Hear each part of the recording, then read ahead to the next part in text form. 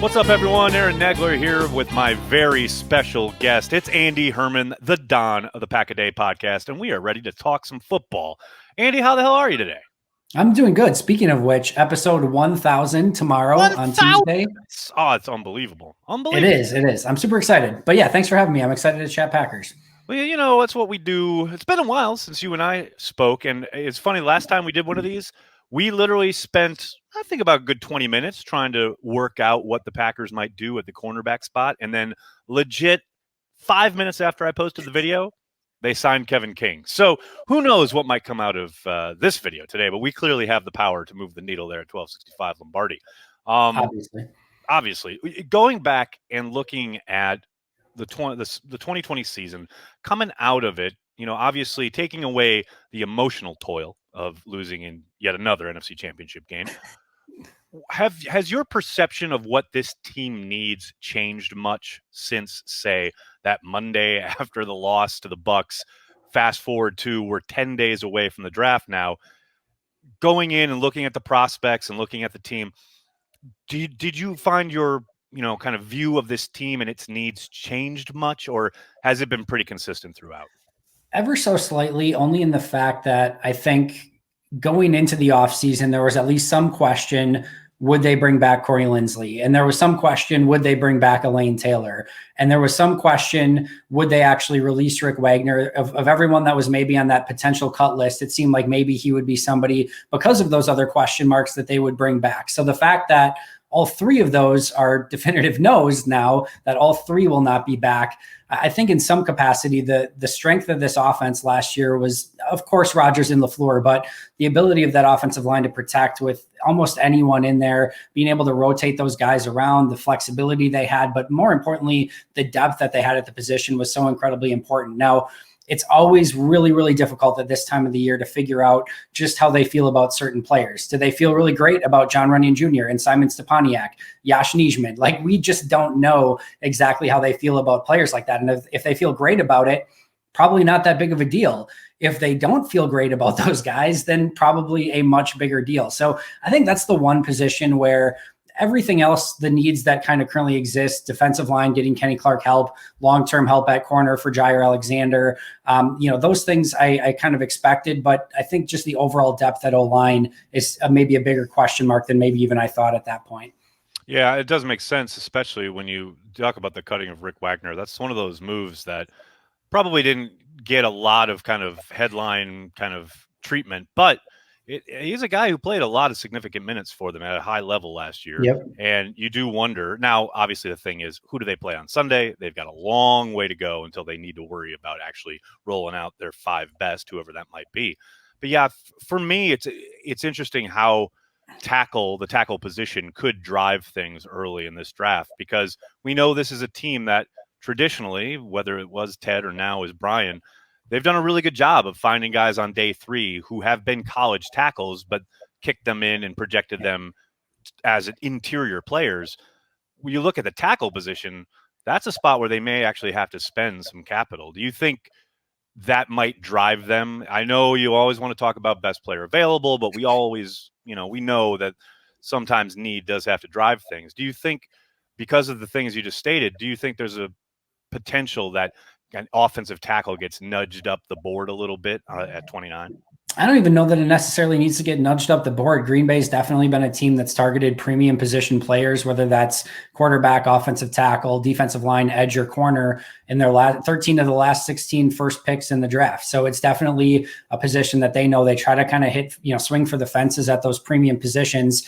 They know how much value there is in offensive tackle. Now, Bakhtiari, of course, the best. He's still in their long-term plans, but you never like to see a guy coming off a torn ACL. If anyone's going to kick that thing's ass and recover better than anyone, I expect it to be Bakhtiari, but there's always a little bit of a question mark there.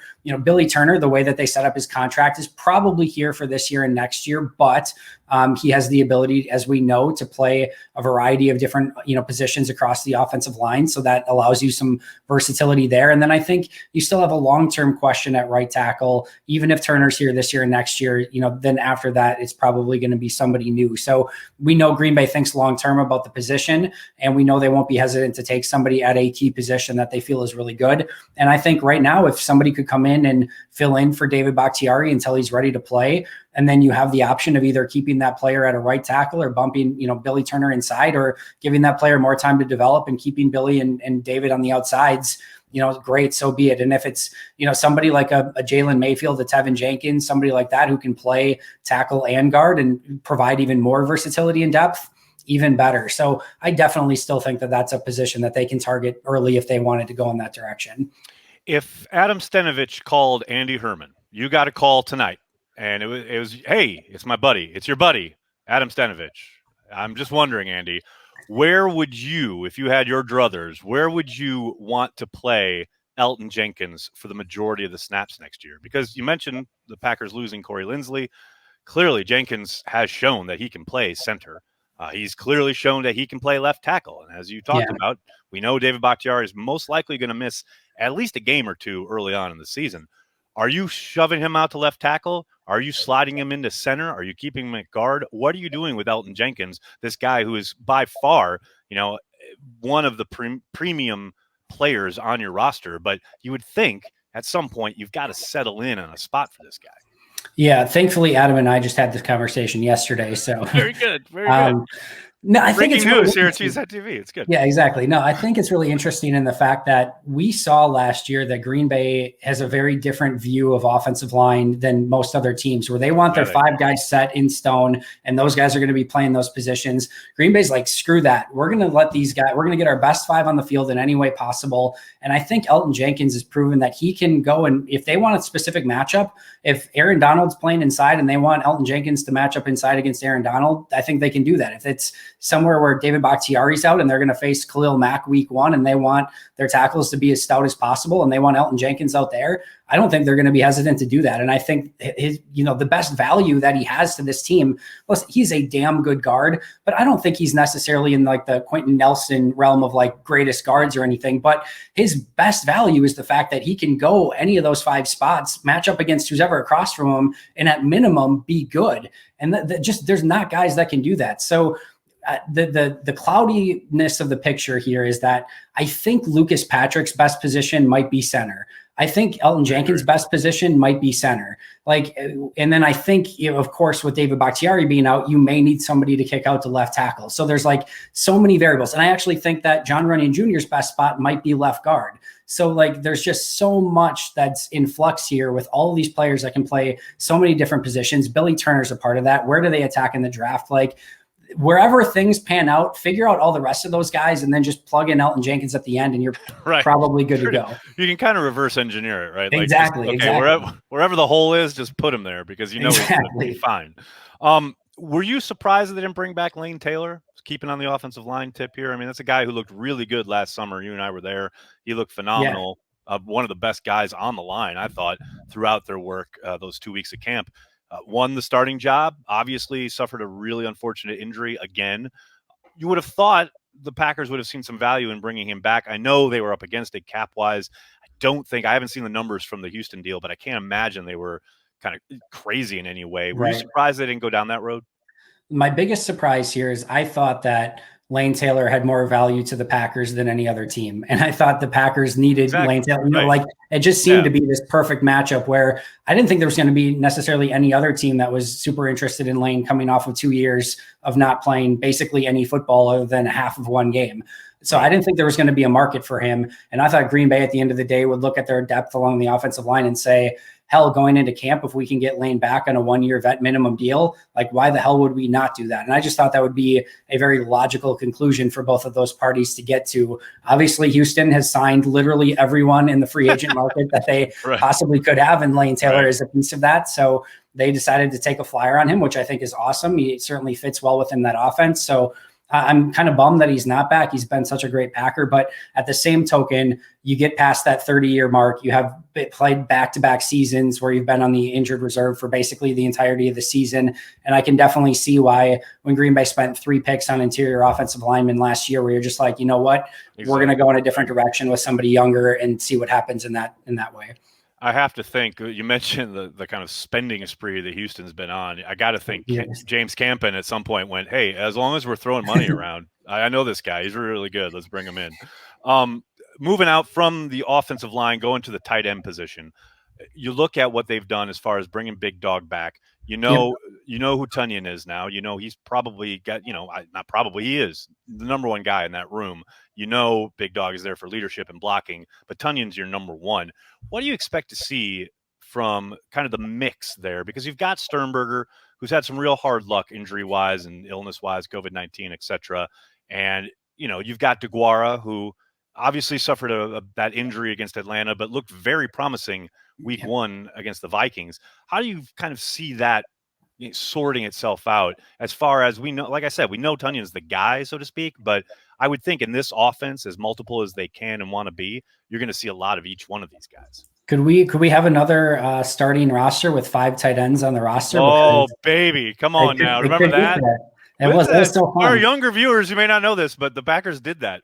I can't remember, but Ted did that one year. Yeah, it was amazing. Glorious. Greatest thing ever. But I mean, seriously, like Dominique Daphne to me seemed like a legitimate 53-man roster player. I totally agree. Yeah, absolutely. Josiah DeGuara is going to be on there, and then you've got obviously Mercedes and Tunyon who are not going anywhere. And then it's Jay Sternberger. And unless they some team offers them a late round pick and they're like, you know what, fine, he doesn't really fit in our plans anymore, which I don't necessarily see being the case. You got to think that he's in that conversation as well. So it would not shock me if all 5 of those guys, now a lot of times injuries play their part and somebody gets hurt to start the season, whatever, those things happen. But I mean, all 5 of those guys are 53-man roster caliber players to me. And I also think they all have different, outside of maybe Daphne and DeGuara, kind of having that same sort of H-back, tight end, right. Fullback, can do a little bit of everything. Outside of those 2, they each kind of have their own role. And I still would like to see Jay Sternberger have some sort of receiving tight end role, even if you line him up as a big slot type guy. Like if he doesn't block another play, totally agree. I don't freaking care. Agree. Just put him in the slot and see what he can do on a few plays. Well, it's funny, too, because remember his rookie year, the knock on him coming out of school was, kid can't block, he's not physical enough, etc. But then down the stretch, his rookie year, they played him at fullback because Danny Vitale got hurt, and he was actually pretty damn good. No complaints there at all, yeah. Shockingly good comparative to, like, the narrative around him. But I'm with you, man. I just think there's a real chance to really, I guess not surprise people, but really be multiple with that unit in a way that we probably haven't seen yet. Just because of the youth and putting things together and the maturation, the natural progression in the offense in year 2, going into year 3, I would think you'd see a lot more of that. And that brings me to this question, in the sense that we just found out Sunday from Tom Silverstein that the entirety of the phase 1, the first 4 weeks essentially of the offseason program, is going to be entirely virtual. They'll be doing it via Zoom, just like they did last year.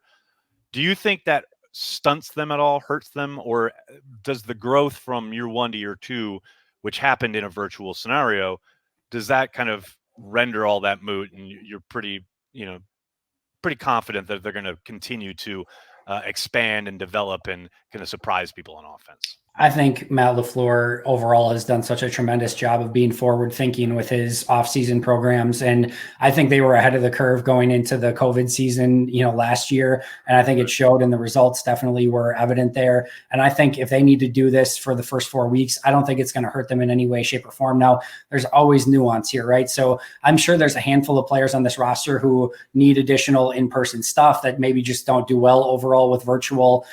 There's people who learn in very different ways. And I'm sure there's going to be certainly, some players on the roster that just don't do as well with the virtual stuff. And that'll unfortunately, play itself out. But overall, I think the overall state of the Packers, if most teams end up doing it this way, I think, again, the Packers are at the forefront of being able to handle this type of situation. And I think they've shown that. And again, even being ahead of the curve before all the COVID stuff hit. Couldn't agree more. There you go. All the latest from the green and gold from Andy Herman, the Don of the Pack-A-Day podcast, episode 1000 dropping tomorrow morning. Andy, so I got a quick question for you. I can't tell you how impressive that is. God darn. Thank you.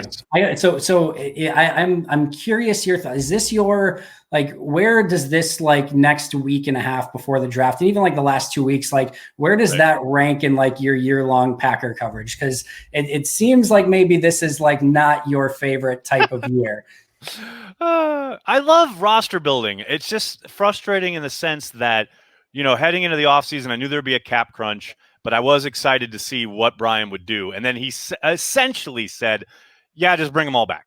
Now obviously there are exceptions with Corey Linsley, et cetera. But for the most part, he was just like, yep, going to just keep doing what we're doing. We're going to go try and win a game or win a championship with this squad, with this core, which is great. You know me. I'm a fan. I'm all for it. But it does rob you a little bit of the fun of the offseason of like, how are they going to build this route? Who are they going to bring in and blah, blah, blah. And that's Brian's prerogative. That's how he wants to operate. That's how he wants to construct his roster. I totally get it. So, yeah, you get to this point now, and we've done 5 billion mock drafts, and we've looked at every prospect 3 ways from Sunday, and it's like we've still got 10 days to go. It's just, it gets a bit mind-numbing. But I'll tell you what, when the draft actually arrives that Thursday night, I will be happy as a clam. You know me. I'll be having a ball. It's going to be great. We're going to be doing 3 days, all 3 days of the draft live here at Cheesehead TV. So I'll be here for that. It's going to be a lot of fun. Hopefully you can swing by for some of it. I'll be there for some of it for sure. I don't know when, I don't know how, I don't know why, but I'll be there at some point, promise. Andy, I wouldn't have it any other way. If there is ever a schedule or something like planned at Cheesehead TV, I've been kidnapped and somebody else has taken over. Awesome. Can't thank you enough for stopping by, man. Congrats on 1,000 episodes, and I'll talk to you soon. Thanks. Appreciate it, man.